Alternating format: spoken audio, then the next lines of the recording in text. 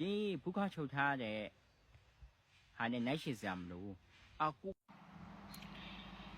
ကြီးညိုစရာကောင်းတဲ့အမျိုးသမီး2မျိုးဆိုပြီးတော့ရေးထားတယ်နော်အဲ့တော့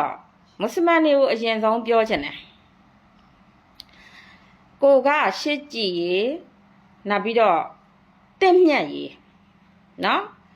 အားလုံးစီလုံးညီညွတ်စေရေးအတွက်အတူတူလက်တွဲရှင်တွဲပြီးတော့တယောက်နဲ့တယောက်အမြင်ကြည်စေဖို့ကြိုးစားတာနောက်ဟိုအဘိဓမ္မာတင်ယူတာကိုချီးကျူးပေမဲ့ဒီလိုပြောတဲ့အပြောဆိုကိုဦးဇင်းတို့ကပြန်လဲဖြေချက်မှဖြစ်ပါတယ်သူမှန်းတဲ့ပုံစံဦးဇင်းတို့ကမသိလို့ရှိရင်ဟိုတရားတွေကိုတတ်တာကိုအားပေးတဲ့ပုံစံပေါက်နေမဟုတ်ပါဘူးအဲ့ဒါကိုဦးဇင်းတို့ကကုသိုလ်ကိုအကြောင်းပြပြီးအကုသိုလ်ဖြစ်တယ်ခေါ်တယ်တလားဦးဇင်းတို့ကအစားကလှူဖို့ပဲသို့တော့လူတွေကဒီမသိနားမလဲတဲ့ခါကျတော့လှူရရင်ပြီးရဆိုပြီးတော့ဟိုတိရစ္ဆာန်အတ္တတွေကိုတတ်ပြီးလှူတာပေါ့အဲ့ဒါကိုဦးဇင်းတို့ကပထမဆိုလို့ရှိရင်ကုသိုလ်ကိုအကြောင်းပြုပြီးတော့အကုသိုလ်ဖြစ်တယ်လို့ခေါ်တယ်သူအကနဲ့သူကမဆိုင်ဘူးတတ်တာကိုအားပေးတဲ့အမို့လူတွေကမသိနားမလဲလို့တတ်မိသွားတာရန်တော်တွေစားလို့မရတဲ့အသား10မျိုးရှိတယ်နောက်ထပ်မြင်သားကြားသားယုံမတန်တရားအသားပေါ့မြင်သားဆိုတာရန်တော်တစ်ပါးကသူ့ကိုလှူဖို့တတ်နေတယ်ဆိုတာကိုမြင်လို့မရအောင်မြင်စားလို့မရအောင်အရှင်ဘုရားတက်လှူဖို့တတ်နေတယ်လို့တကားတန်ကြားလို့ရှိရင်မစားလို့မရအောင်ဒီတရားကိုငါ့ကိုလှူဖို့တတ်တာလားဆိုပြီးတော့ယုံမတန်တာရှိလို့ရှိရင်စားလို့မရဒါကိုကြည့်မယ်ဆိုလို့ရှိရင်ဦးဇင်းတို့ကတတ်တာကိုအားပေးတာမဟုတ်ဘူးနော်တတ်တာကလူချင်းတွေကသူတို့မသိနားမလဲလို့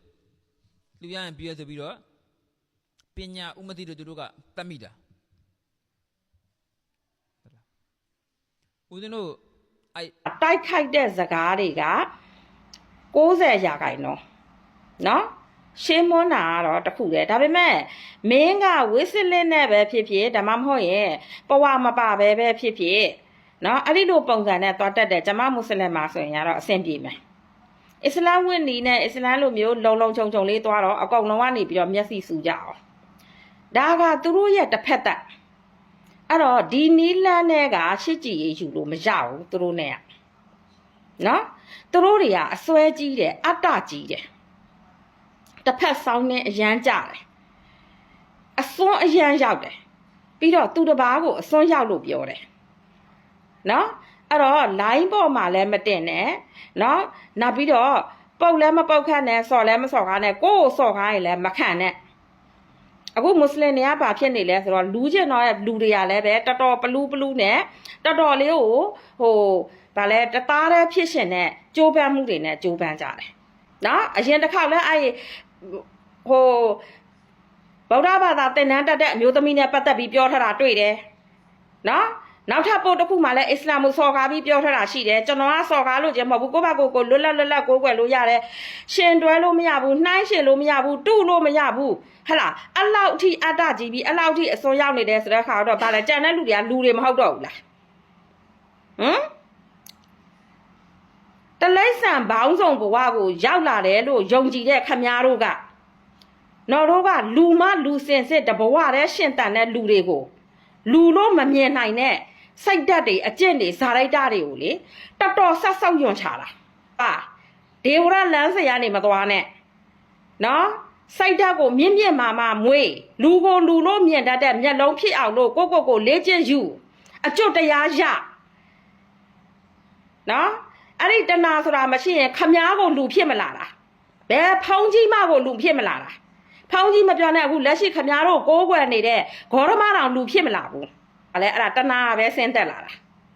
နော်ခမားတို့တိုက်ပြီးလဲအစိုးမရောက်နဲ့ကိုးဘာသာကိုးသာသနာကိုလဲတေးသေးချာချာစမ်းစစ်လေးလာနော်ဒါတွေကဘယ်အရာတွေစန့်ကျင်ဘက်တွေဖြစ်နေတယ်ဆိုတာကိုလဲပြန်ပြီးသုံးသပ်နော်ဂေါရမကိုယ်တိုင်ပြောထားတာလဲတရားတွေအကုန်လုံးကိုတင်းကြုံပြီးတဲ့ခါတော့အကုန်လုံးအစွန်းရောက်တဲ့အထိအကုန်ယုံကြည်ပါလို့လဲမပြောထားဘူးကိုယ်ပိုင်အုံနောက်ကိုယ်ပိုင်ဉာဏ်နဲ့လဲရှင်းချိန်ပါလို့လဲပြောထားတယ်တိုက်အတ္တမကြီးနဲ့တိုက်အစွဲမကြီးနဲ့နော်ကိုယ်တိုင်ကိုးကွယ်နေတဲ့ဘာသာတွေလဲဘယ်ဘာသာကနေဆင်းသက်လာတာလဲဘယ်နိုင်ငံကနေဆင်းသက်လာတာလဲဆိုတာလဲကြည့်မွတ်စလင်တွေကိုးကွယ်နေတဲ့တဝက်ယုံကြည်မှုကနေဟိုဆော်ဒီရလာတဲ့တွေဟိုဘယ်ရလာတဲ့တွေပြောတယ်လို့ခင်ဗျားတို့ဗုဒ္ဓဘာသာကလည်းဘယ်ရလာလဲဆိုတာကိုလည်းပြန်နှိုင်းရှင်ကြည့် လက်ညှိုးတစ်ချောင်းထိုးတော့မယ်ဆိုရင်ကိုယ့်ဘက်ကိုဘယ်နှချောင်းထိုးထားလဲပြန်စစ် အစ္စလာမ် မင်းတို့မွတ်စလင်တစ်ချက်ဗမာတစ်ချက်မရဘူးဒီမြေကအလားပိုင်နဲ့မြေမဟုတ်ဘူးမြန်မာပိုင်နဲ့မြေ ဟိုဘက်ကတရုတ်ဘက်ကနေပြီးတော့ခြံစည်းရိုးတွေကြော်ခတ်တာကြတယောက်မှနော်အယိုးစည်းရိုးထိုးမဲ့လို့မရှိဘူးဘာမှမရှိတဲ့လက်နဲ့လည်းမရှိလက်နဲ့ကင်လည်းမရှိတဲ့မွတ်စလင်တွေလူနည်းစုတွေ 3.3 လောက်ရှိတဲ့မွတ်စလင်တွေကိုပဲအမြဲဒုက္ခပေးဖို့ကိုကျော်ကြီးတို့ကြံနေကြတာတော်တော်အံ့ဩဖို့ကောင်းပါတယ်ကိုကျော်ကြီး ဖျားတစ်ချိန်မှာဆူတောင်းရအကုန်ရလားမင်းတို့စောက်တော်သားတွေငါပြောပြမယ်အဲ့ဒီဟိုဖန်ဆင်းရှင်ကိုမယုံကြည်တဲ့ဘာသာတွေကနေပြီးတော့မှလေငါတို့ဖန်ဆင်းရှင်ဝါတော့ယုံကြည်တဲ့လူသားတွေကိုဘာတွေမေးခွန်းရှိလဲဆိုဒီလိုမျိုးစောက်အောက်တောင်းကြတဲ့မေးခွန်းတွေအများကြီးမေးလို့ရှိရဘာသာတရားမှဆိုရင်အစ္စလာမ်ဘာသာပထမပါခရစ်ယာန်နဲ့ပဲရှင်းရှင်းဗုဒ္ဓဘာသာနဲ့ပဲရှင်းရှင်းဂျူးနဲ့ပဲရှင်းရှင်းဟိန္ဒူနဲ့ပဲရှင်းရှင်းအစ္စလာမ်ဘာသာတကယ်ကိုမှပထမပါဘာလို့အဲ့လိုပြောရလဲဆိုရင်ငါအခုလက်ရှိခရစ်ယာန်ဘာသာလေ့လာနေတယ်ခရစ်ယာန်ဘုန်းကြီးလည်းဟုတ်တယ်ကွာဒါပေမဲ့ငါပြောချင်တာစီမင်းစီကန်းနေဟိုလိုက်နာမှုတွေနာခံမှုတွေလိုက်လျှောက်မှုတွေကိုကြည့်လိုက်အစ္စလာမ်ဘာသာမပြောင်းလဲဘူးနော်မင်းအဲ့ဒါဟိုသူတို့ရဲ့ဘာသာစပြီးတော့မှပေါ်ကလေးနဲ့ကိုကမင်းကလည်းသူတို့ဝတ်စုံကလည်းတိရတယ်ကွာကဘာကြီးမှာဘယ်နိုင်ငံရောက်သူတို့ကအဲ့လိုအဖြူကြီးဝတ်ပြီးတော့မှဒီမှာအုတ်ထုပ်တွေဆောင်းပြင်မုတ်စိတ်နဲ့ဒါတိကြတယ်ဒီလူဟာအစ္စလာမ်ငါပြောတာတော့ပေါ့လားဆိုတော့ဘယ်နေရာပဲရောက်သူတို့ကဒီတစ်မျိုးတည်းကွာတိလားမပြောင်းလဲဘူးမုတ်စိတ်နဲ့ပါနဲ့ပြောချင်တာကလေဟိုအစတွေကနေအဆုံးထိကဒီတတမတ်ထဲတော်နေတာတို့ကစီမင်းစီကံလိုက်နာမှုဒီသူတို့ရဲ့စံစာတွေဖတ်မှုတွေကတတမတ်ထဲတော်နေဆိုငါတို့တွေကတူးချင်ဟိုသူတို့ကငါတို့ထက်တာနေတယ်ဆိုရင်ငါတို့ကလေးလာရမှာသူတို့ရှိရဒါပေမဲ့ငါအစ္စလာမ်ဘာသာမကိုးကွယ်ဘူးနော်ပြောချင်တာဘာလို့ဆိုတဲ့တရားဟောဆရာဂျင်းကောင်တွေကိုရှိသေးတယ်မင်းကဆိုပြောချင်တာငါတို့အများကြီးလေးလာရအောင်ပါပြီးငါတို့လေးလာရမှာနော်အစ္စလာမ်ဘာသာဆရာနေပြီးတော့မှာ